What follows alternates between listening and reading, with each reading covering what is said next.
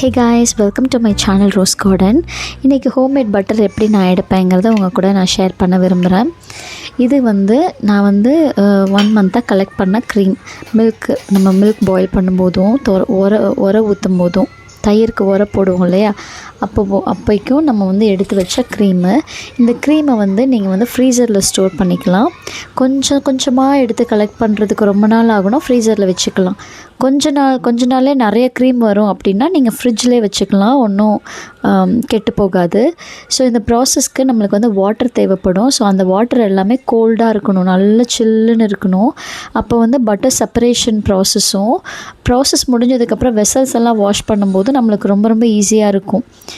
Gold வாட்டருங்கிறதுனால butter separation டக்குன்னு முடிஞ்சிடும், பாத்திரத்தில் ஒட்டாது. அதனால் அதுக்கு ஒரு மிக்ஸி எடுத்துக்கிட்டேன். மிக்சர் ஜாரில் நான் கொஞ்சமாக பட்டர் போட்டுக்கிறேன். பட்டரும் வாட்டரும் சேர்த்தே ½ ஆஃப் த ஜார் தான் இருக்கணும். அப்போ தான் நம்மளுக்கு ஒரு 10 செகண்ட்ஸில் பட்டர் பிரிஞ்சு வந்துடும். இல்லாட்டி நம்மளுக்கு எடுக்கிறது ரொம்ப கஷ்டமாக இருக்கும். ஸோ இப்போ பாருங்கள், ½ ஆஃப் த ஜார் ஃபில் பண்ணிவிட்டு இது ஒரு 10 செகண்ட்ஸ் நம்ம பல்ஸ் கொடுத்தோன்னாலே பிரிஞ்சு வந்துடும். பார்த்திங்களா, இந்த மாதிரி தான்.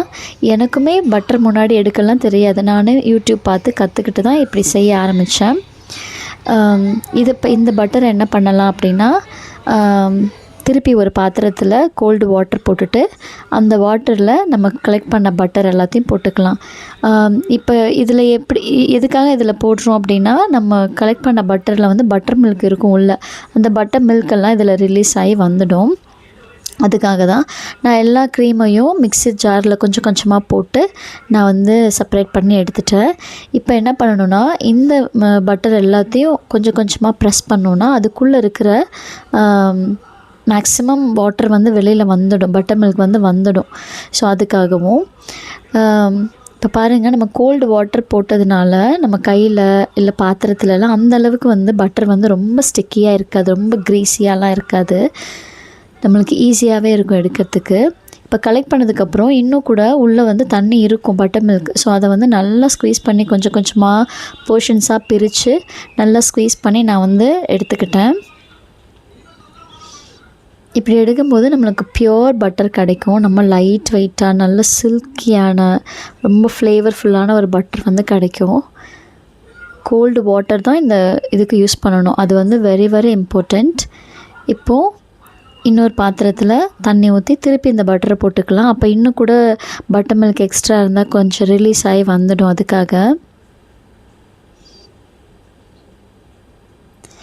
இப்போ குழந்தைங்களுக்கு பால் காய்ச்சும் போது பட்டரெல்லாம் நம்ம இந்த க்ரீமை தனியாக பிரிக்க வேண்டாம். ஸ்பூன் வச்சு மிக்ஸ் பண்ணோன்னா அந்த க்ரீம் எல்லாத்தையும் பாலோட மிக்ஸ் ஆகிடும். பெரியவங்களுக்கு காய்ச்சும் போது மட்டும் நம்மளுக்கு இந்த மாதிரி க்ரீம் தனியாக எடுத்துக்கலாம். இன்றைக்கி பட்டரை நான் ஷேப் பண்ணி வச்சுக்க போகிறேன். பட்டராகவே யூஸ் பண்ணுறதுனால நான் ஷேப் பண்ணி வச்சுக்க போகிறேன். நீங்கள் நெய் காய்ச்சறதுனா இந்த ஷேப் பண்ணுற இந்த மோல்டிங் ப்ராசஸை நீங்கள் ஸ்கிப் பண்ணிக்கலாம். நான் பட்டராக தான் யூஸ் பண்ண போகிறேன். அதுக்காக நான் கொஞ்சம் ஷேப் பண்ணி கட் பண்ணி வச்சுக்கிட்டோன்னா எனக்கு யூஸ் பண்ணுறதுக்கு ஈஸியாக இருக்கும். அதுக்காக கொஞ்சம் ரஃப்பாக இந்த மாதிரி ஃபோல்ட் பண்ணிக்கிட்டோன்னா நம்மளுக்கு ஒரு ஷேப் கிடச்சிடும். அதுக்கப்புறம் நம்மளால் எவ்வளோ முடியுமோ அந்த அளவுக்கு கொஞ்சமாக ஷேப் பண்ணி நம்ம யூஸ் வச்சுக்கிட்டோம் அப்படின்னா நமக்கு யூசேஜ்க்கு ரொம்ப ரொம்ப யூஸ்ஃபுல்லாக இருக்கும். மொத்தமாக இருக்கும்போது நம்மளுக்கு அது ரொம்ப கஷ்டமாக இருக்கும் யூஸ் பண்ணுறதுக்கு. ஸோ இது மாதிரி ரஃப்பாக ஃபோல்ட் பண்ணிக்கிட்டோம் அப்படின்னா நம்மளுக்கு ஓரளவுக்கு ரஃப்பாக நம்மளுக்கு ஷேப் கிடச்சிடும். ஸோ நான் ரெக்டாங்கிளாக யூஸ்வலாக பண்ணுற ரெக்டாங்கிள் ஷேப் நான் பண்ணிக்கிட்டேன்.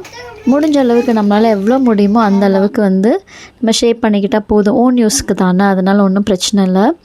சின்ன சின்ன போர்ஷன்ஸாக எடுக்கிறதுக்கு ஈஸியாக இருக்கும், எடுத்து யூஸ் பண்ணுறதுக்கு. அதுக்காக தான்.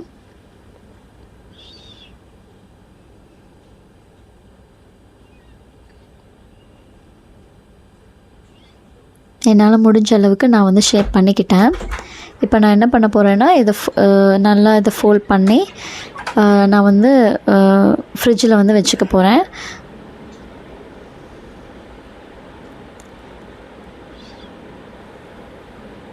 இது ஒரு நூல் போட்டு கட்டிக்க போகிறேன்.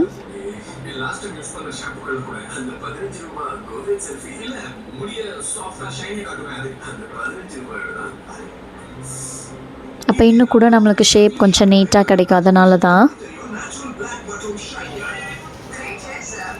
இப்போ நான் ஃப்ரீசரில் வச்சு எடுத்துட்டேன், ஒரு 1 hour வச்சு எடுத்துட்டேன். இப்போ பார்த்திங்கன்னா நம்மளுக்கு பட்டர் வந்து கம்ப்ளீட்டாகவே நல்லாவே கிடச்சிடும். இதில் வந்து ஒரு பாயிண்ட் கூட நம்மளுக்கு பட்டர் மில்க் இருக்காது. எல்லாத்தையுமே நம்ம ஸ்க்வீஸ் பண்ணி எடுத்துட்டோம் இல்லையா, நல்லா பியூர் பட்டர் வந்து நம்மளுக்கு கிடச்சிடும். இப்போ வந்து நம்மளுக்கு வேணுங்கிற ஷேப்பில் இதை கட் பண்ணி நம்ம யூஸ் பண்ணிக்கலாம். Homemade butter is ready. So butter நிறைய பேர் பண்ணுவாங்க. யாராவது பண்ணணும் அப்படின்னு நினச்சிங்கன்னா இந்த ப்ராசஸ் யூஸ் பண்ணி ட்ரை பண்ணி பாருங்கள். இந்த வீடியோவை லைக் பண்ணுங்கள், என்னோடய சேனல் சப்ஸ்கிரைப் பண்ணுங்கள். தேங்க்யூ ஸோ மச் ஃபார் வாட்சிங் திஸ் வீடியோ.